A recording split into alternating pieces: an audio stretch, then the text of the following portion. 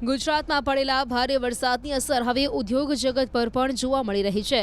ભારે વરસાદના કારણે અનેક હાઈવે પાણીમાં ગરકાવ થતા ટ્રાન્સપોર્ટેશન વ્યવસ્થા ખોરવાઈ ગઈ છે। રસ્તા ઉપર પાણી ભરાતા કન્ટેનરો કલાકો સુધી અટવાઈ ગયા છે, જેના કારણે પોર્ટ સુધી માલસામાન પહોંચાડવામાં વિલંબ થઈ રહ્યો છે। સપ્લાય ચેઇન ખોરવાતા ઉદ્યોગોની ઉત્પાદન ક્ષમતા પર પણ સીધી અસર પડી રહી છે। મુદ્રા પોર્ટ સહિત ગુજરાતના ઇન્ટરનેશનલ અને ડોમેસ્ટિક કાર્ગો પર વરસાદની મોટી અસર જોવા મળી રહી છે। નિકાસ અને આયાત બંને પ્રક્રિયા ધીમી પડતા ઉદ્યોગકારોની ચિંતા વધી છે। બીજી તરફ લોજિસ્ટિક ખર્ચમાં પણ મોટો વધારો થયો છે। ફેક્ટરીઓમાં કાચા માલની અછતનો ભય ઊભો થયો છે। ઉદ્યોગકારોનું માનવું છે કે જો સ્થિતિ જલ્દી સામાન્ય નહીં થાય તો કરોડો રૂપિયાનું નુકસાન થઈ શકે છે। રાજ્યમાં વરસતા વરસાદ વચ્ચે ખાસ કરીને નેશનલ હાઈવે અને સ્ટેટ હાઈવે પર જે પરિસ્થિતિ ઊભી થઈ તેમાં સૌથી વધારે ઇફેક્ટ ઉદ્યોગોને પણ થઈ। મારી સાથે હિતેન વસંત છે કે જેઓ ગુજરાત ચેમ્બર ઓફ કોમર્સના ટાસ્ક ફોર્સના લોજિસ્ટિક ટાસ્ક ફોર્સના કમિટી ચેરમેન છે। તેમની સાથે વાત કરીશું। હિતેનભાઈ, જે પ્રકારની પરિસ્થિતિ ઊભી થઈ છે, સૌપ્રથમ તો જે ચેઇન સપ્લાય અટવાઈ છે, ક્યાં અટવાઈ છે, કઈ જગ્યાએ સૌથી વધારે ઇફેક્ટ જોવા મળી રહી છે? હાઈવે ઉપર આમ જોવા જાવ તો બધા જ રસ્તાઓ ઉપર પાણી છે અને પાણી કદાચ આખા રસ્તામાં નથી પણ એક કટકા ઉપર છે। સપોઝ કે અહીંયાથી વિરમગામ જાઓ છો તો જે મુન્દ્રા મેઇન પોર્ટ છે જે ભારતનું અને ગુજરાત માટે તો એની જે જીવાદોરી છે, ત્યાં વિરમગામ પાસે પાણી ભરાયેલા છે ને લગભગ 3 દિવસ ટ્રાફિક જામ રહ્યો, ટ્રાફિક ચાલ્યો જ નહીં।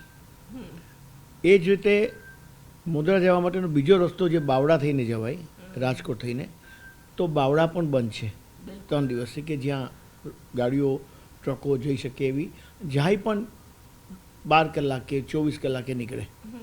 એટલે બધા જ રસ્તામાં જ્યાં જામ થયો એના હિસાબે કાર્ગો જ્યાં પહોંચવો જોઈએ પોર્ટ પર, જે શિપમાં ચડવો જોઈએ તે નથી થઈ શક્યું। એ જ રીતે જે માલ ત્યાંથી આવતો હતો, જે ઇમ્પોર્ટ, જે ફેક્ટરીને પ્રોડક્શન માટે જે માલની જરૂર હતી, રો મટીરિયલ, એ પણ અટકી પડ્યું અને એ પણ ડિલે થયું છે। એટલે બધાની જે આખી જે સાયકલ હતી પ્રોડક્શનની એ તૂટી। એની સાથે જે લેબર છે, લેબર ફોર્સ જે છે, જે બહુ જ અગત્યનો છે કે જેની વગર આ બધા કામો અટકી પડે તો લેબરના ઘરમાં પણ પાણી છે। એટલે 50 લેબરની જરૂર હોય તો 5 લેબર આવ્યા હોય, 45 જણા આવી ના શક્યા હોય। ઇન્ટરનેશનલ કાર્ગો પર શું પરિસ્થિતિ છે? દરેક પોર્ટ ઉપર શું પરિસ્થિતિ છે? ગુજરાતના પોર્ટ ઉપર અત્યારના કન્જેશન છે, કારણ કે માલ બહુ બધો ગયો છે કે જે શિપમાં નથી ચડી શક્યો। એટલે હવે એના માટેની જે નવી શિપ આવે એમાં જાય, પ્લસ હવે આખું કોઓર્ડિનેશન નવું થશે, કારણ કે પેલી શિપો ખાલી ગઈ અને હવે જે શિપ આવશે એમાં માલ વધારે જોઈશે। જે વેપારીઓને નુકસાન થયું છે, કરોડો રૂપિયાનું નુકસાન થયું છે। વાત દક્ષિણ ગુજરાતની હોય કે મધ્ય ગુજરાતની હોય, જે કનેક્ટિવિટી છે તે કનેક્ટિવિટીમાં આજે પણ ઇસ્યુ છે। મહત્વની વાત હવે આગામી દિવસોની છે। હવામાન વિભાગની જે આગાહી છે તે પ્રમાણે 30 અને 31 જુલાઈ સૌથી મહત્વની છે। ફરી એકવાર ભારે વરસાદની આગાહી વચ્ચે હવે વેપારીઓને કોઈ પણ પ્રકારનું નુકસાન ના થાય અથવા જે ટ્રાન્સપોર્ટેશન જે અટવાયું છે, ઇન્ટરનેશનલ ટ્રાન્સપોર્ટેશનમાં પણ જે ઇફેક્ટ પડી છે તે ઇફેક્ટ 2-3 દિવસની અંદર સોલ્યુશન તેનું આવી જાય તે પ્રકારની માંગ પણ ક્યાંક ને ક્યાંક વેપારીઓ કરી રહ્યા છે। કેમેરા પર્સન ખેંગા રાઠોડ સાથે દીપિકા કુમાર, ન્યૂઝ 18 ગુજરાતી, અમદાવાદ।